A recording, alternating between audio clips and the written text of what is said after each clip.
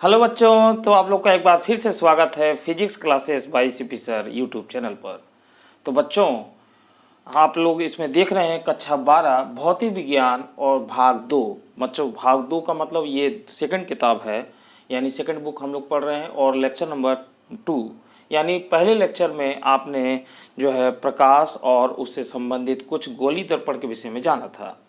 तो बच्चों, आज हम लोग उसी के कड़ी में आगे गोली दर्पण से संबंधित कुछ परिभाषाओं को जानेंगे, जो हमने पीछे वीडियो में लास्ट में कहा था, और उसी के आगे हम लोग आज बात करेंगे। तो बच्चों, हम लोग सबसे पहले देखते हैं गोली दर्पण। तो बच्चों, ये चैप्टर है और हेडिंग लगा रहे हैं हम लोग गोलीय दर्पण। गोलीय दर्पण से संबंधित परिभाषाएं।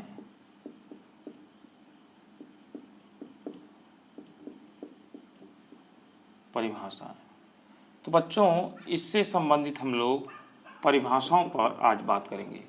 तो बच्चों, सबसे पहले हम लोग नंबर 1 देखते हैं ध्रुव, यानी ध्रुव। तो बच्चों, ध्रुव क्या है, यानी पोल। तो यहाँ पर बच्चों देखिए, एक हम लोग दर्पण जो है बाहर की तरफ बच्चों पॉलिश कर रहे हैं। तो मैंने आपको बताया था ये कौन सा हो गया, अवतल दर्पण। फिलहाल यहाँ पे अवतल या उत्तल से हम लोग नहीं मतलब है, यहाँ पे दोनों के लिए ही बात होगी। तो बच्चों, हम लोग लिखेंगे कि गोलीय दर्पण, यानी बच्चों इसका जो मध्य बिंदु होगा, इसी को P यानी दर्पण का ध्रुव कहते हैं। तो कैसे परिभाषा देंगे, गोलीय दर्पण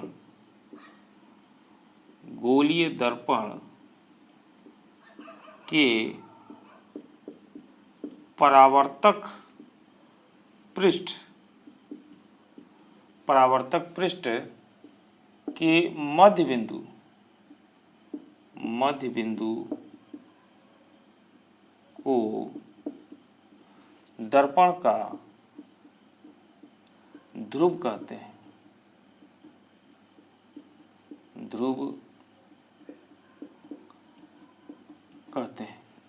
तो बच्चों, बस इतना ही। गोलीय दर्पण के परावर्तक पृष्ठ, यानी ये यहाँ से परावर्तन होगा, इसी का मध्य बिंदु जो है दर्पण का ध्रुव कहते हैं।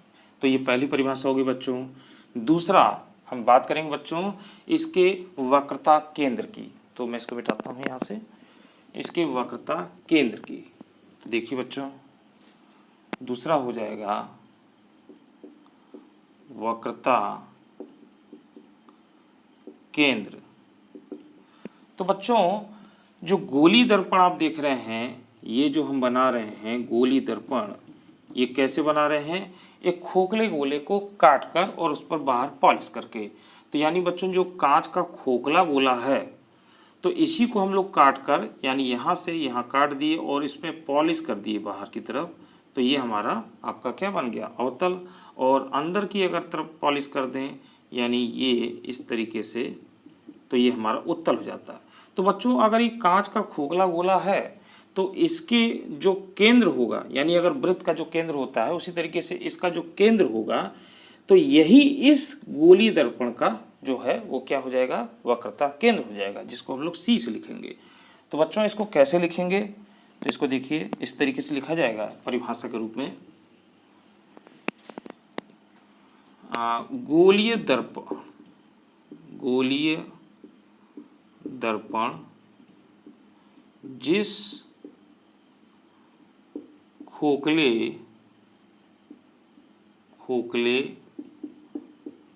गोले को काट कर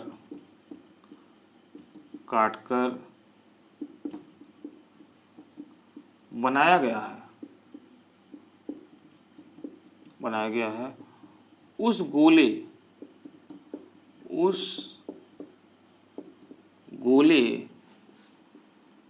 का केंद्र ही गोलीय दर्पण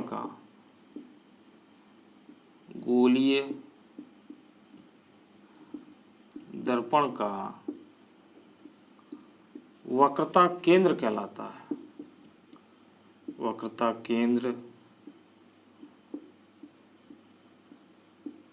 कहलाता है। ठीक है बच्चों, तो ये इसकी परिभाषा हो गई। तीसरा बच्चों इसी से रिलेट वक्रता त्रिज्या। वक्रता त्रिज्या, तो बच्चों वक्रता त्रिज्या क्या हो जाएगा, यानी या तो इसी परिभाषा से हम दे सकते हैं, यानी इसी में हम लिख सकते हैं कि काट कर बनाया गया है उस गोले की त्रिज्या। जैसे अगर कोई गोला है, ठीक है, या जिसे वृत्त ही मान लीजिए, तो जो इसकी जो त्रिज्या होगी, रेडियस होगा, वही आपका क्या हो जाएगा, गोली दर्पण की वक्रता त्रिज्या हो जाएगी। या तो हम लोग ये कह सकते हैं बच्चों कि वक्रता केंद्र और इसके दर्पण के ध्रुव तक की दूरी को हम लोग क्या कह सकते हैं, वक्रता त्रिज्या। यानी हम ध्रुव पढ़ चुके हैं और वक्रता केंद्र पढ़ चुके हैं, तो जो वक्रता केंद्र है और दर्पण के ध्रुव यानी सी से लेके पी तक की दूरी जो होगी वो वक्रता त्रिज्या होगी। तो बच्चों इस तरीके से ये जो है आपका ये हो गया। तो इसको हम लोग दोनों में से कोई एक परिभाषा लिख सकते हैं। ठीक है, कोई एक परिभाषा हम लोग लिख सकते हैं। तो हम लोग इसी के आधार पर लिख सकते हैं, गोलीय दर्पण जिस खोखले गोले को काट कर बनाया गया है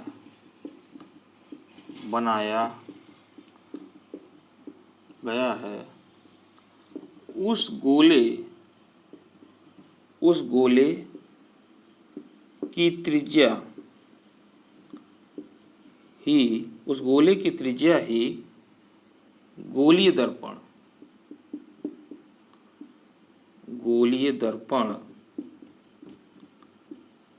की वक्रता त्रिज्या कहलाती है। वक्रता त्रिज्या कहलाती है। ठीक है बच्चों, तो ये हमारी इसकी परिभाषा हो गई। फोर्थ नंबर बच्चों, तो फोर्थ नंबर हम लोग क्या देखेंगे, ध्रुव हो गया, वक्रता केंद्र हो गया, वक्रता त्रिज्या हो गई, आपका मुख्य अक्ष। तो बच्चों इसकी परिभाषा बहुत आसान होगी। देखिए ये आपका क्या है, दर्पण हो गया, और बच्चों यहाँ पर अगर हम कहें इसका वक्रता केंद्र है, यानी इसको अगर गोला बनाया जाए और ये केंद्र है और ये दर्पण का ध्रुव है, तो बच्चों हम कहेंगे कि वह रेखा जो दर्पण के वक्रता केंद्र और ध्रुव से होकर जाती है वह मुख्य अक्ष कहलाती है। ठीक है, बहुत आसान परिभाषा इसकी हो सकती है।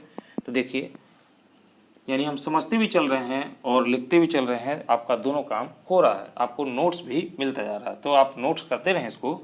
तो बच्चों लिखेंगे, वह रेखा जो गोलीय दर्पण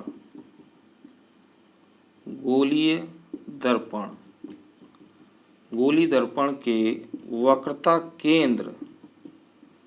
वक्रता केंद्र C तथा गोलीय दर्पण के ध्रुव P से होकर जाती है मुख्य अक्ष कहलाती है। मुख्य अक्ष कहलाती है। तो बच्चों इस तरीके से ये मुख्य अक्ष की परिभाषा भी हो गई। ठीक है बच्चों, अब बच्चों अगला हम लोग देखेंगे द्वारक।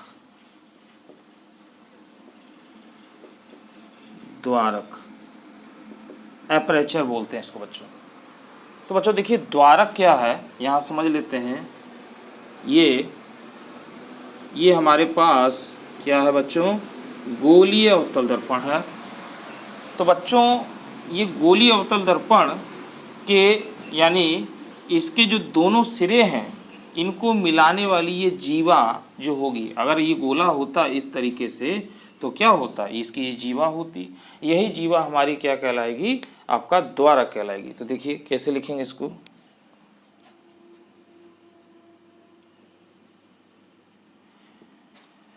लिख सकते हैं गोलीय दर्पण, गोलीय दर्पण के दोनों बाहरी गोलीय दर्पण के दोनों बाहरी सिरों को मिलाने वाली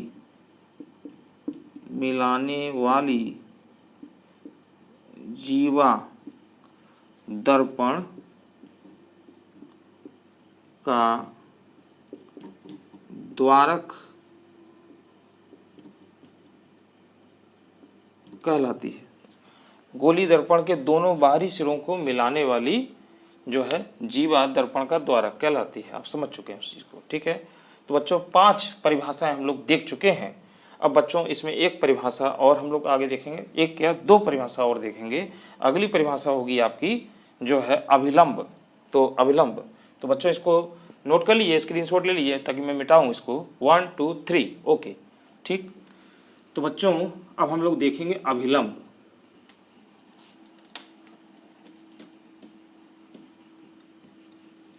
अभिलंब, तो बच्चों यानी छठी परिभाषा होगी अभिलंब।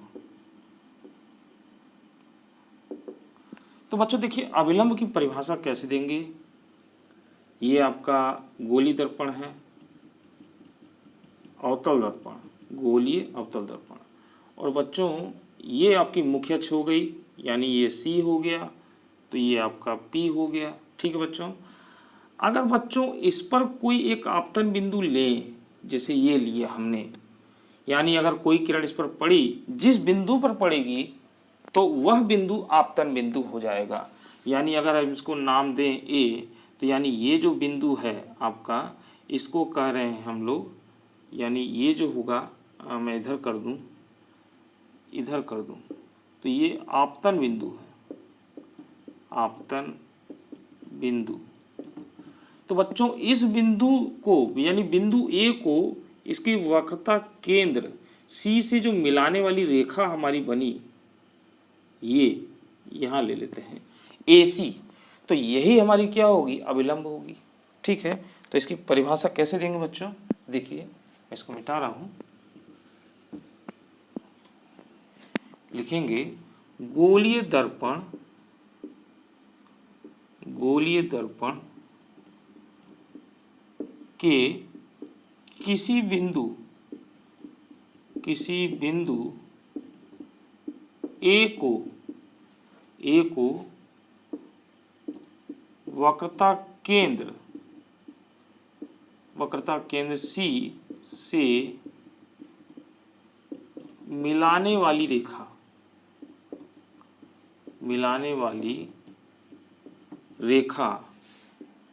AC दर्पण पर अभिलंब होगी,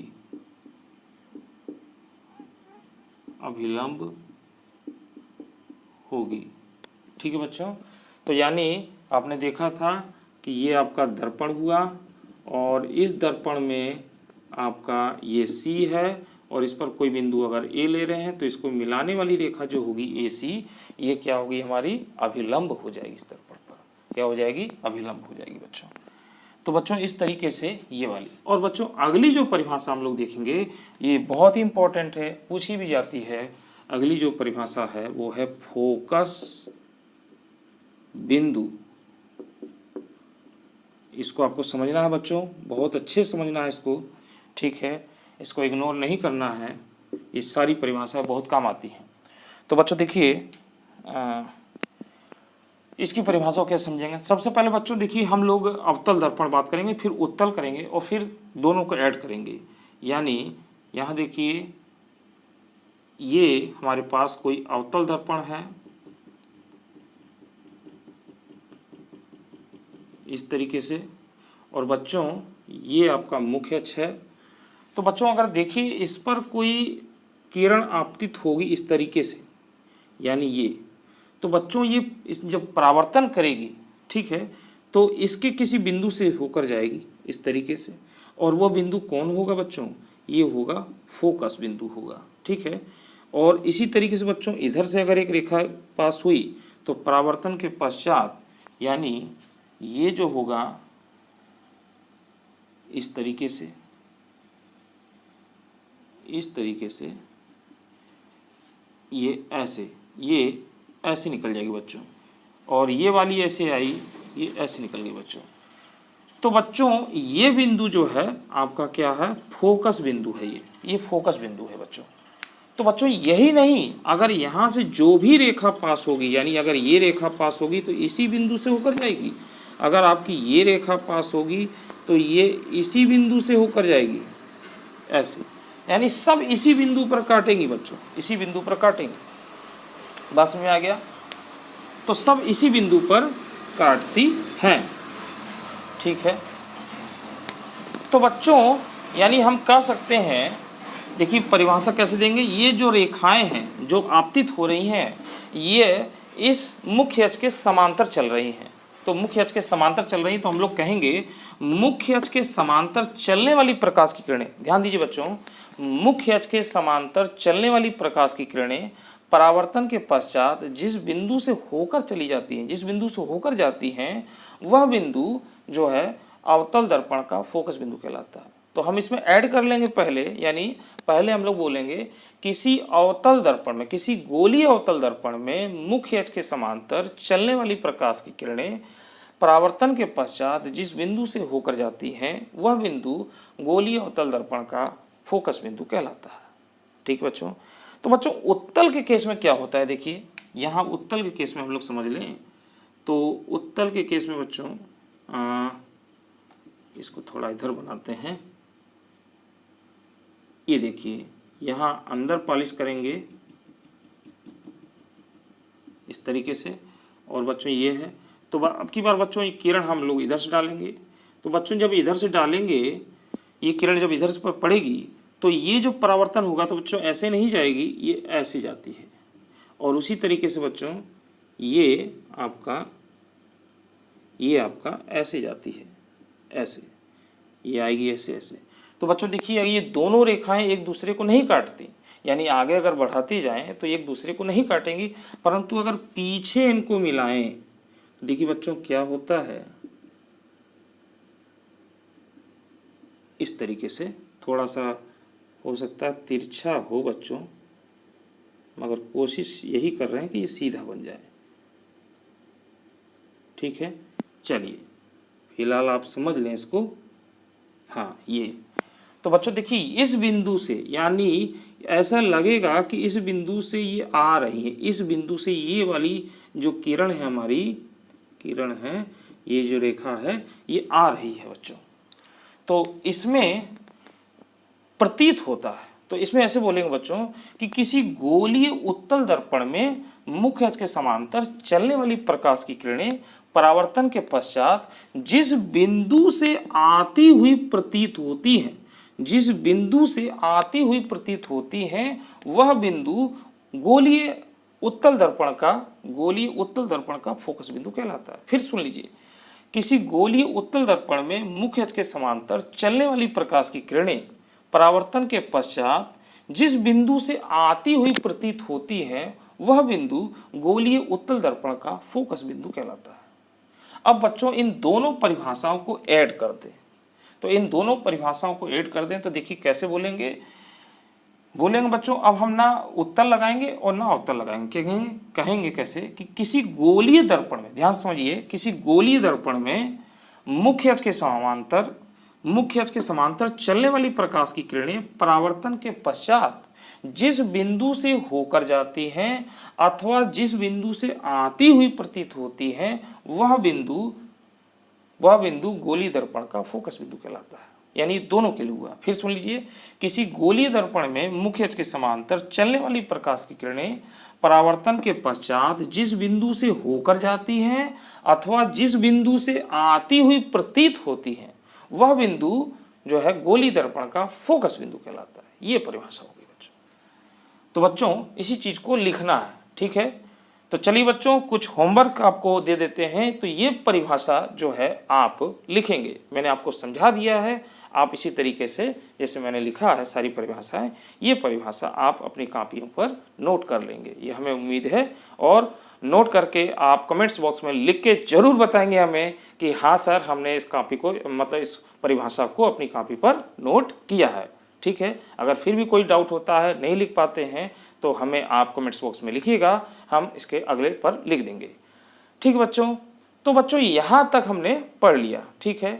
अब बच्चों ये सारी परिभाषाएं हो गई, अब मैं इसको आगे बढ़ रहा हूँ, ये परिभाषा मैं आपके लिए छोड़ रहा हूँ, ठीक है। तो बच्चों अब यहाँ पर देखिए कि आपने वक्रता केंद्र और फोकस बिंदु देख लिया। अच्छा एक चीज़ और है, इसी में हम आपको समझा दें, अगली परिभाषा जो होगी फोकस दूरी, यानी फोकस बिंदु से बना होगा फोकस दूरी। तो देखिए इसको जरूर लिखिएगा बच्चों, कमेंट्स बॉक्स में हमें बताइएगा भी कि हाँ आप अच्छे से लिख पाए इसको, ठीक है। तो फोकस बिंदु की जगह अब बच्चों अगला हम लोग कर लेंगे, यानी ये हो गया, तो अगला मैं यहीं पे लिख दूं फोकस बिंदु। तो 7 हो गया था बच्चों, 8 रखेंगे, 7 हो गया, ठीक है। फोकस बिंदु तो बच्चों फोकस बिंदु कह रहे हैं, फोकस दूरी, ये तो हमने पढ़ ही लिया था, फोकस दूरी, ठीक, फोकस दूरी। तो बच्चों फोकस दूरी क्या हो जाएगी, तो बच्चों फोकस दूरी ये आपका दर्पण हो गया, ये आपका सी वक्रता केंद्र हो गया, ये आपका फोकस हो गया, और ये आपका ध्रुव हो गया। तो बच्चों फोकस बिंदु और दर्पण के ध्रुव को मिलाने वाली रेखा फोकस दूरी कहलाती है, और इसको स्मॉल एफ से लिखते हैं, बस एक लाइन। यानी हम लिखेंगे कि किसी गोलीय दर्पण में फोकस बिंदु और दर्पण के ध्रुव P को मिलाने वाली रेखा जो है दर्पण का फोकस दूरी कहलाती है, दर्पण की फोकस दूरी कहलाती है, और इसको हम लोग स्मॉल एफ से डिनोट करते हैं बच्चों, ठीक है। वक्रता त्रिज्या को बच्चों कैपिटल R से डिनोट करते हैं, और फोकस तो आपका है ही है, ठीक है, फोकस दूरी। अब बच्चों जो फोकस दूरी होती है इस वक्रता त्रिज्या यानी जो कैपिटल R की होती है ठीक आधी, यानी ये जो F होता है इस R का आधा होता है, यानी हम कहेंगे F बराबर R/2। यानी हम इससे बात कह सकते हैं बच्चों कि जो फोकस दूरी होती है, फोकस दूरी बराबर वक्रता त्रिज्या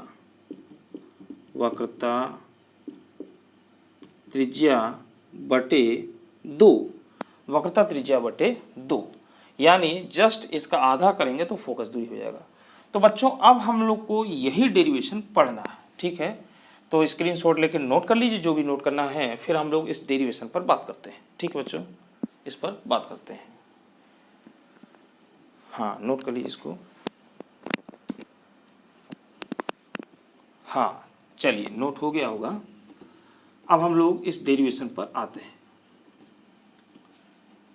तो इसको मिटा देते हैं बच्चों।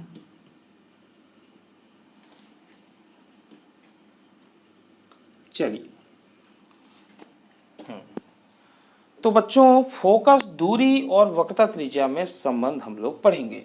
तो हम लोग हेडिंग लगा लेते हैं, फोकस दूरी और वक्रता त्रिज्या में संबंध। तो बच्चों देखिए इसके लिए एक हमने अवतल दर्पण बना लिया,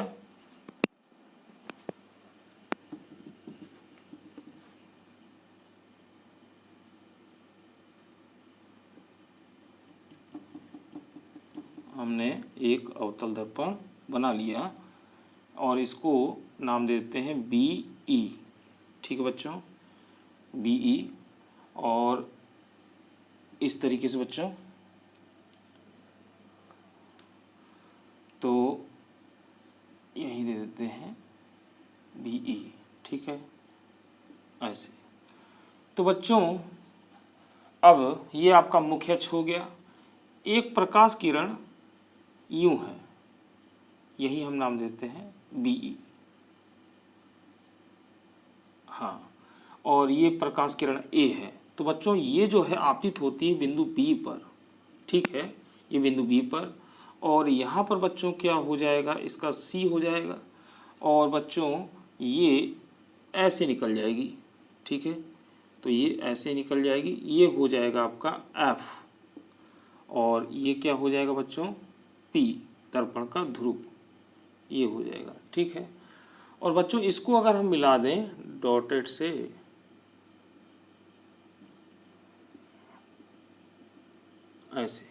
ऐसे मिला दें इसको डॉटेड से, ये रेखा हो गई हमारी BC रेखा हो गई, ठीक है बच्चों। और इसको पूरी किरण अगर दें तो इसको BD कह सकते हैं, ठीक है, या देने की ज़रूरत भी नहीं, कोई ज़रूरत नहीं इसकी। तो बच्चों इस तरीके से हमारा ये अवतल दर्पण हो गया BE, और इसका दर्पण का ध्रुव हो गया P, और इसका वक्रता केंद्र C, और इसका फोकस बिंदु F, ठीक है। तो बच्चों कुछ चीज़ें तो हम इसी में से देख के लिख लेते हैं। तो देखिए लिख लेंगे कि माना एक अवतल दर्पण BE है जिसका ध्रुव P है, वक्रता केंद्र C है, ठीक है, फोकस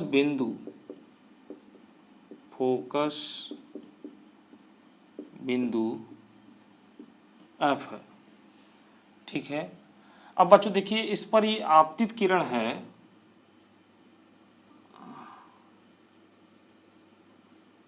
हाँ आपतित किरण है AB, ठीक है।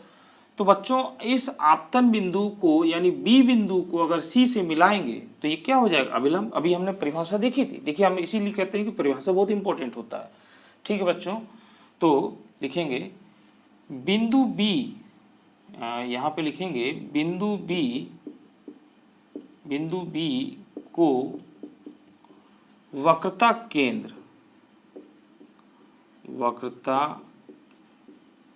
केंद्र C से मिलाने वाली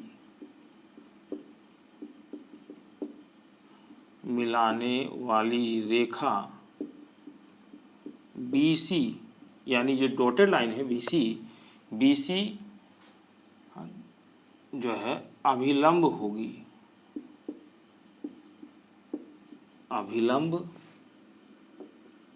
होगी। तो बच्चों अगर ये अभिलंब है, ठीक है, और ये क्या है, आपतित किरण है, और ये क्या है, परावर्तित किरण है।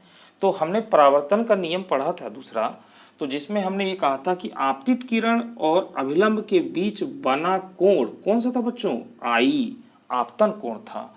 और ये भी पढ़ा था कि अभिलंब और परावर्तित किरण के बीच में बना कोण R, यानी परावर्तन कोण, और ये दोनों आपस में बराबर होते हैं, ठीक है बच्चों, ये दोनों आपस में बराबर होते हैं। तो बच्चों हम लोग कह सकते हैं परावर्तन के नियम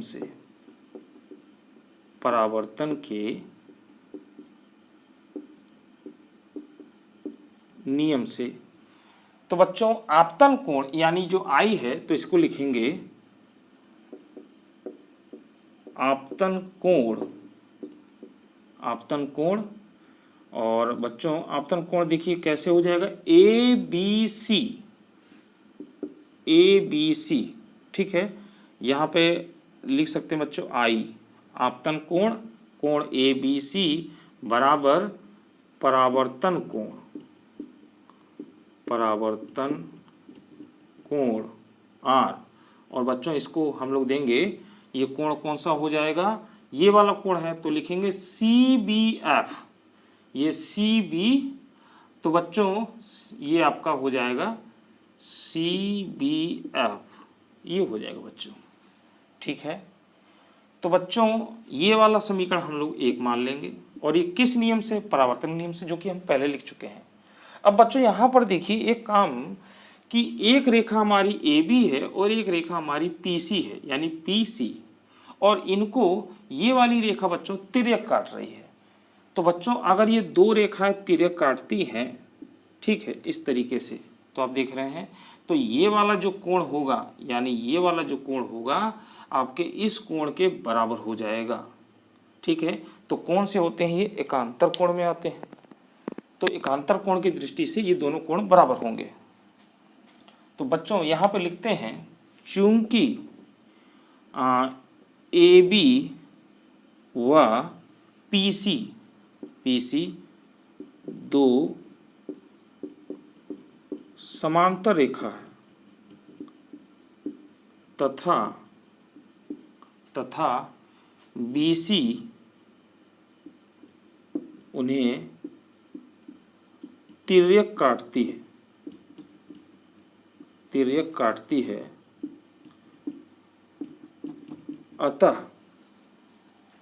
अतः तो क्या कर लेंगे बच्चों? कोण, यानी आपका ये कोण और ये कोण बराबर होगा। तो इस कोण को लिखेंगे ए बी सी, यानी ये वाला कोण हो जाएगा ए बी सी बराबर, और इस कोण को क्या दिखाएंगे बच्चों? बी सी पी, कोण बी सी पी, ये दोनों बराबर हो गए बच्चों। ठीक है, ये दोनों बराबर हो गए। तो बच्चों समीकरण 1 व 2 को देखिए आप। तो समीकरण 1 में क्या है आपका? कोण ए बी सी बाएं पक्ष में है, और समीकरण 2 में भी है। तो यानी ये दोनों बराबर हो जाएंगे।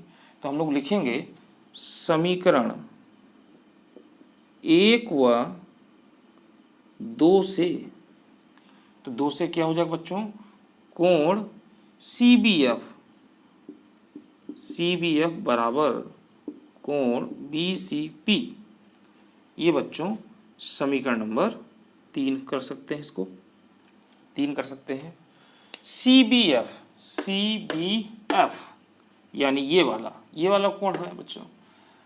अब बच्चों यहाँ पर देखिए, ये कोण हमने बराबर किया इसके, ठीक है, ये है सी बी एफ यानी ये वाला कोण, और ये है बी सी पी। तो बच्चों यहाँ पर अगर हम इस त्रिभुज में देखें, तो बच्चों अब लिखेंगे यहाँ पर त्रिभुज है आपका सी बी एफ में। तो बच्चों देखिए, ये कोण बराबर ये कोण था, ये कोण बराबर ये कोण था, तो हमने इस कोण को इस कोण के बराबर किया है। देखिए सी बी एफ यानी ये वाला कोण, और एक कोण किया है बी सी पी यानी ये वाला कोण। तो यानी हम यूं कह सकते हैं बच्चों, यहाँ तक अगर इस त्रिभुज में लें, तो इस त्रिभुज में हम लोग यही लिखेंगे, परंतु इस तरीके से जाएगा, कोण सी बी एफ बराबर, और इस कोण को लेंगे तो बी सी पी ना लिखकर एफ लिखेंगे, यहाँ पर बी सी एफ, यानी त्रिभुज तो यहीं तक है, तो ऐसे लेंगे। तो बच्चों ये समीकरण 4 कह सकते हैं, यानी इस त्रिभुज में इस तरीके से हो गया। तो बच्चों ये दोनों कोण जब बराबर है तो ये भुजाएं बराबर हो जाएंगी, मैथमेटिक्स नियम से, यानी गणित की विधि से ये दोनों बराबर हो जाएंगी। तो बच्चों हम लोग लिखेंगे अतः भुजा कौन सी हो जाएगी बच्चों? सी एफ बराबर बी एफ, समीकरण नंबर 5। अब बच्चों इसके बाद हमें एक स्टेटमेंट लिखना पड़ेगा। यहाँ पर कथन लिखेंगे कि अगर ये दर्पण का जो द्वारक है, द्वारक कौन सा बच्चों? ये पूरा, अगर ये द्वारक बहुत छोटा हो जाए, यानी ये द्वारक कुछ इस तरीके से बहुत छोटा हो जाए, यानी ये छोटा होता जाएगा, तो बिंदु बी यहाँ के समीप हो जाएगा, यानी बिंदु जो बी है वो पी के समीप होता चला जाएगा। और जब बिंदु बी के समीप हो जाएगा तो हम कह सकते हैं कि जो ये आपका बी एफ है वो पी एफ के बराबर हो जाएगा, यानी जो बी एफ है वो पी एफ के बराबर हो जाएगा। ठीक है, तो बच्चों लिखेंगे यदि, यहाँ पे क्या लिखेंगे? यदि दर्पण का द्वारक बहुत छोटा हो तब बिंदु बी को पी के समीप माना जा सकता है, समीप माना जा सकता है। अतः तो बच्चों क्या हो जाएगा ये BF बराबर PF, तो BF बराबर PF समीकरण नंबर 6। तो बच्चों देखिए समीकरण 5 और 6 में देखिए BF बराबर CF है और BF बराबर PF है, तो PF बराबर आपका क्या हो जाएगा CF हो जाएगा बच्चों, ठीक है। तो PF बराबर क्या हो जाएगा CF हो जाएगा। तो बच्चों समीकरण 5 व 6 से तो मैं यही लिख दूं, समीकरण 5 व 6 से, ठीक है। तो मैं यही लिख देता हूं बच्चों, तो ये क्या हो जाएगा आपका BF बराबर ये हो जाएगा PF बराबर CF। देखिए आप देख सकते हैं PF बराबर CF। अब बच्चों ये हो गया है, इसको समीकरण आप 7 दे सकते हैं। अब बच्चों जगह नहीं है तो हम मिटाएंगे, इसलिए आप स्क्रीनशॉट ले लीजिए, मैं ऊपर से मिटाता हूँ 1 2 3। चलिए अब मैं यहाँ से इतना मिटा देता हूँ, इतने में हो जाएगा। चलिए तो बच्चों देखिए अब हमारे पास समीकरण नंबर जो 7 है, तो लिखेंगे दोनों तरफ PF जोड़ने पर, समीकरण 7 में दोनों तरफ PF जोड़ने पर, तो जोड़ दीजिए बच्चों, ये हो जाएगा PF प्लस PF बराबर CF प्लस PF, ठीक है बच्चों। तो देखिए PF क्या हो जाएगा बच्चों 2PF बराबर, और बच्चों ये CF यानी C से लेके F तक और P से लेके F तक, तो बच्चों सीधे डायरेक्ट इसको क्या लिख सकते हैं PC या CP लिख लीजिए, मेरा नाम आ गया, अच्छी बात है, तो ये लिख लीजिए। चलिए ठीक है, वैसे हम यहाँ से दूरियों को लेते हैं तो इसको PC लिखना ज़्यादा बेटर है। चलिए ठीक है। अब बच्चों देखिए PF जो है PF यानी PF ये क्या होगी फोकस दूरी, और फोकस दूरी को किससे लिखते हैं F से, तो 2F ये हो जाएगा। और PC क्या है बच्चों P से लेकर C तक की दूरी क्या है वक्रता त्रिज्या, यानी ये कैपिटल R, बस हो गया। अब कुछ नहीं करना आपको। अब यहाँ पर एक लाइन और मैं मिटा रहा हूँ, तो बच्चों F बराबर क्या हो जाएगा R/2, नीचे आ जाएगा ये, और यही बच्चों हमको प्रूफ करना था, ठीक है। तो बच्चों इस तरीके से ये हमने एक निगमन प्राप्त किया, डेरिवेशन प्राप्त किया। नोट कर लीजिए, स्क्रीनशॉट ले लीजिए 1 2 3 ओके।